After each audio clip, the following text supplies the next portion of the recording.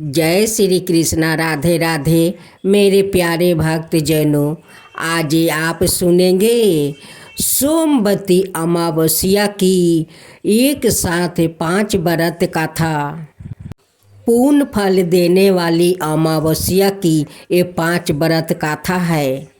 भक्तजनों, सुने तो पूरा कथा सुने, अधूरा मत छोड़े। पूरा सुनने से अमावस्या माता प्रसन्न होती है। सभी ने अपना भक्तों पर खुश होकर अपना कृपा बरसाती है, मन चाहे वर देती है। तो बोले भक्तजनों, अमावस्या माता की जय हो, अमावस्या माता की जय हो।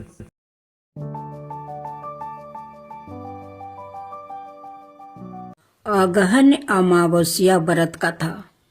बहुत समय पहले एक ब्राह्मण रहता था जिसका बहुत ही खुशहाल परिवार था। ब्राह्मण की एक सुंदर कन्या थी। जब ब्राह्मण की कन्या बड़ी हुई तो ब्राह्मण ने अपनी कन्या के विवाह को लेकर चिंतित रहने लगा। ब्राह्मण की कन्या देखने में बहुत ही रूपवान थी। इसके साथ ही वो सुशील और गिरहे करिया में भी संपन्न थी। इन सभी गुणों के होने के बावजूद भी ब्राह्मण की कन्या के विवाह का योग नहीं बन रहा था।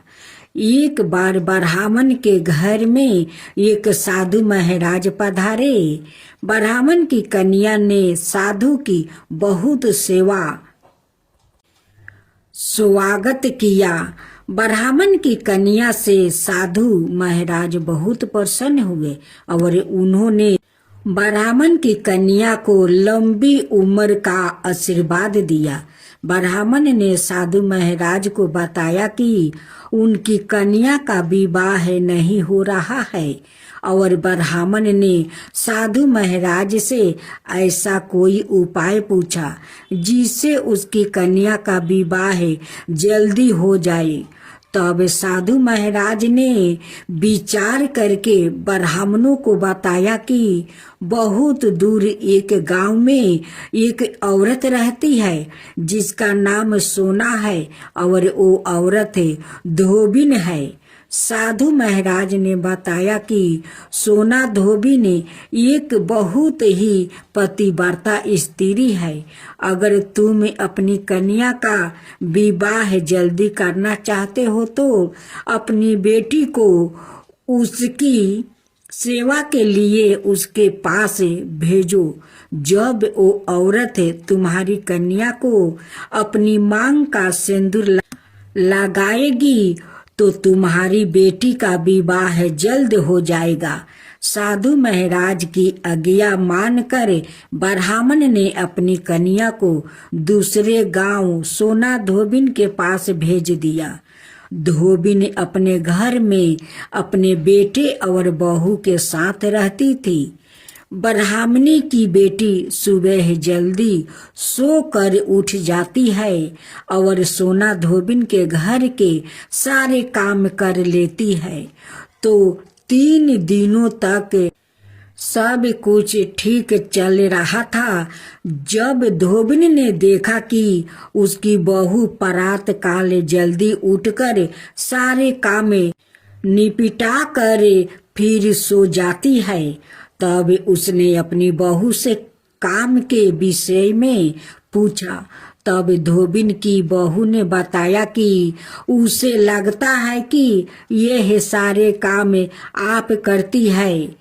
तब धोबिन ने विचार किया कि अगली सुबह जल्दी उठकर छुप कर देखो कि घर के सारे काम कौन करता है। अगली सुबह जब धोबिन सुबह जल्दी उठकर छुप कर देखने लगी कि घर के सारे काम कौन करता है, तब उसने देखा कि ब्राह्मण की बेटी ने आकर उसके घर के सब काम किया। तब ब्राह्मणी की बेटी को धोबिन ने पकड़कर पूछा, तब ब्राह्मणी की कन्या ने अपनी सारी कहानी सोना धोबिन को सुनाई। ब्राह्मण की कन्या की कहानी सुनकर धोबिन ने अपनी मांग का सिंदूर निकालकर ब्राह्मण की कन्या को लगाया। जैसे ही सोना धोबिन ने अपनी मांग का सिंदूर ब्राह्मण की कन्या को लगाया, वैसा ही धोबिन के पति का देहांत हो गया। इस दिन सोमवती अमावस्या थी। अपने पति की मृत्यु से धोबिन दुखी होकर दौड़ते दौड़ते पीपल के पेड़ के पास गई। उस समय पीपल के पेड़ की परिक्रमा करने के लिए धोबिन के पास कोई समग्रही नहीं थी। तब सोना धोबिन ने ईंट के टुकड़ों से पीपल की 108 बार परीक्षण करने के बाद धोबिन के पति के प्राण वापस आ गया। तभी से इस दिन सभी विवाहित महिलाएं अपने पति की लंबी उम्र के लिए सोमवती अमावस्या के दिन व्रत राख कर पीपल के पेड़ की 108 बार परीक्षण करती है। कुछ दिनों के बाद ब्राह्मण की कन्या का भी अच्छी जगह विवाह हो गया और वो अपने पति के साथ खुशी खुशी जीवन बिताने लगी। राधे राधे भक्तजनों, अब आप सुनेंगे सोमवती अमावस्या व्रत में। सोमवती अमावस्या का व्रत भी एक बहुत ही महत्वपूर्ण व्रत होता है। यह व्रत साल में एक बार सोमवार के दिन आता है, इसीलिए इसे सोमवती अमावस्या के नाम से जाना जाता है। इस अमावस्या की तिथि अनोखी होती है, जो साल में सिर्फ एक बार आती है। सोमवार के दिन भगवान शिव की पूजा करने का बहुत महत्व होता है, इसलिए इस दिन अमावस्या पड़ने से इस तिथि खास हो जाती है। सोमवती अमावस्या के दिन सभी सुहागिन स्त्रियां अपने पति की लंबी उम्र के लिए पूरी श्रद्धा और आस्था के साथ व्रत रखती है और पूजा करती है। इस व्रत को रखने से पति की उम्र लंबी हो जाती है और इसके जीवन की सभी संकट दूर हो जाते हैं। जिन लोग की कुंडली में पितरोदोष यह काला सर्प योग होता है, उन्हें यह पूजा जरूर करनी चाहिए। सोमवती अमावस्या की पूजा विधि पूर्वक करने से मनुष्य की कुंडली से पितरा दोष और काला सर्प योग दूर हो जाता है और इसके जीवन से अकाल मृत्यु का भय भी दूर हो जाता है। सोमवती अमावस्या का व्रत जेठ आषाढ़ जून जुलाई के महीने में आता है। इस दिन सभी महिलाएं व्रत रखती है और पीपल की पेड़ की विधिवत पूजा करती है। अब आप सुने गणेश जी की कथा। एक बुढ़िया थी, वो बहुत ही गरीब और अंधी थी। उसके एक बेटा और बहू थे। वो बुढ़िया सदाए गणेश जी की पूजा किया करती थी। एक दिन गणेश जी प्रकट होकर उस बुढ़िया से बोले, बुढ़िया माँ, तू जो चाहे सो मांग ले। बुढ़िया बोली, मुझसे तो मांगना नहीं आता है, कैसे और क्या मांगूं? तब गणेश जी बोले, अपने बहू बेटे से पूछ कर मांग ले। तब बुढ़िया ने अपने बेटे से कहा कि गणेश जी कहते हैं, तू कुछ मांग ले, बता मैं क्या मांगूं? पुत्र ने कहा, माँ तू धन मांग ले। बहू से पूछा तो बहू ने कहा, नाती मांग लो। तब बुढ़िया ने सोचा कि यह तो अपने अपने मतलब की बात कर रहे हैं। अतः उस बुढ़िया ने पड़ोसिन से पूछा तो उन्होंने कहा, बुढ़िया, तू तो थोड़ी दिन जिएगी, क्यों तू धन मांगे और क्यों तू नाती मांगे। तू तो अपनी आंखें की रोशनी मांग ले, जिससे तेरी जिंदगी आराम से कट जाए। इस पर बुढ़िया बोली, यदि आप पसंद है तो मुझे 9 करोड़ की माया दे, निरोगी का काया दे, अमर सुहाग दे, आँखों की रोशनी दे, नाती दे, पोता दे और सब परिवार को सुख दे और अंत में मोक्ष दे। यह सुनकर तब गणेश जी बोले, बुढ़िया माँ, तूने तो हमें ठगा लिया, फिर भी जो तूने मांगा है वचन के अनुसार सब तुझे मिलेगा। और यह कहकर गणेश जी अंतर्ध्यान हो गए। उधर बुढ़िया माँ ने जो कुछ मांगा वो सब कुछ मिल गया। हे गणेश जी महाराज, जैसे तुमने उस बुढ़िया माँ को सब कुछ दिया वैसा ही सबको देना। तो बोलो गणेश भगवान की जय, गणेश भगवान की जय। अब सुने तुलसी माता की कथा। एक कन्या थी। जब वो थोड़ी बड़ी हुई और उसका समझ आने लगी, तब से ही वो तुलसी माता जी की पूजा करने लगी।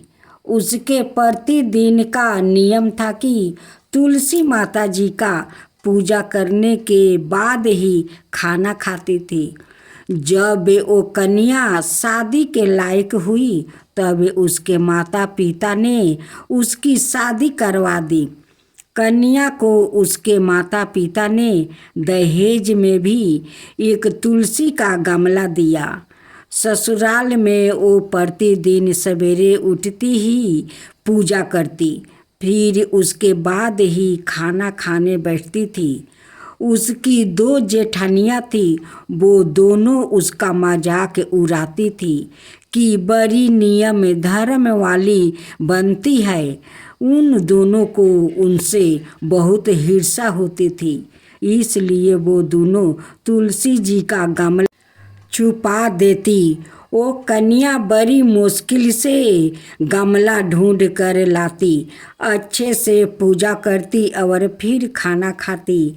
वो गमला ढूंढ कर ले आती तो एक दिन तो उसकी जेठानियों ने क्या किया कि गमला ही दूर फेंक दिया। कन्या ने खूब ढूंढा पर उसे गमला नहीं मिला। वो बहुत ही परेशान हो गई।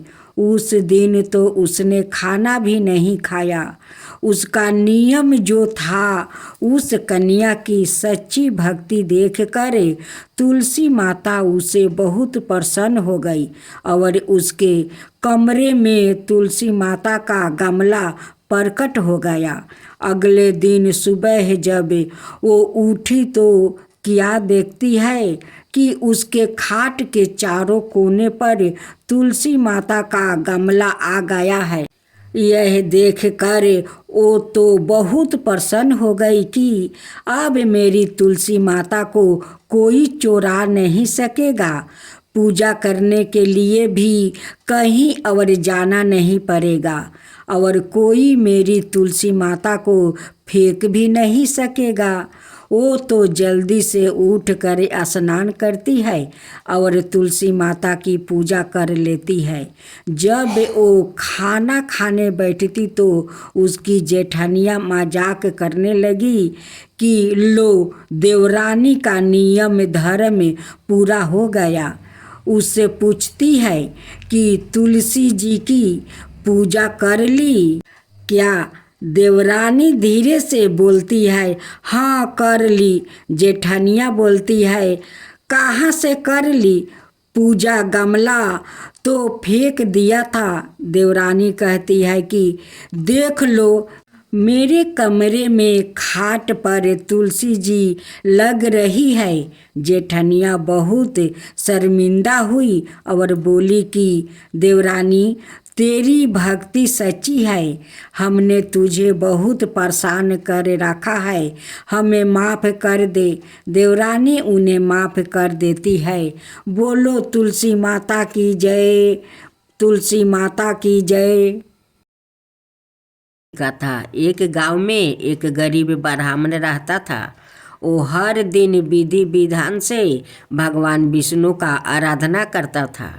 एक दिन उसकी भक्ति से प्रसन्न होकर भगवान विष्णु ने उसे दर्शन दिया और ब्राह्मण से एक वरदान मांगने के लिए कहा।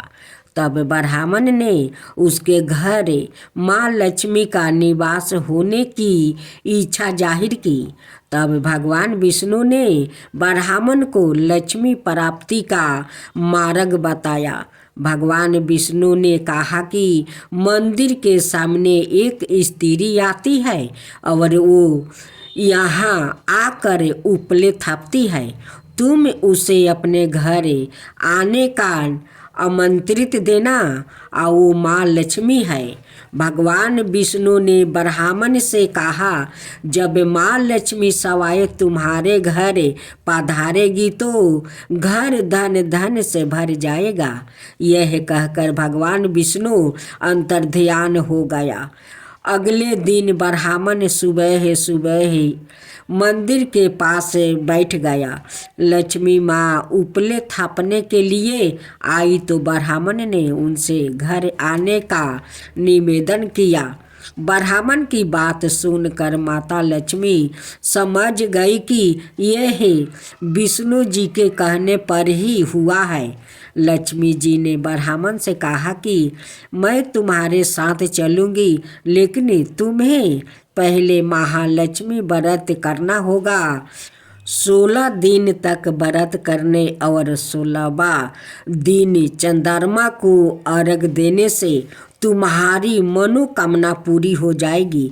ब्राह्मण ने माँ लक्ष्मी के कहे अनुसार वो किया और माँ लक्ष्मी को उत्तर दिशा की और मुख करके पुकारा। इसके बाद माँ लक्ष्मी ने अपना वचन पूरा किया। माना जाता है कि तभी से महालक्ष्मी व्रत की परंपरा शुरू हुई।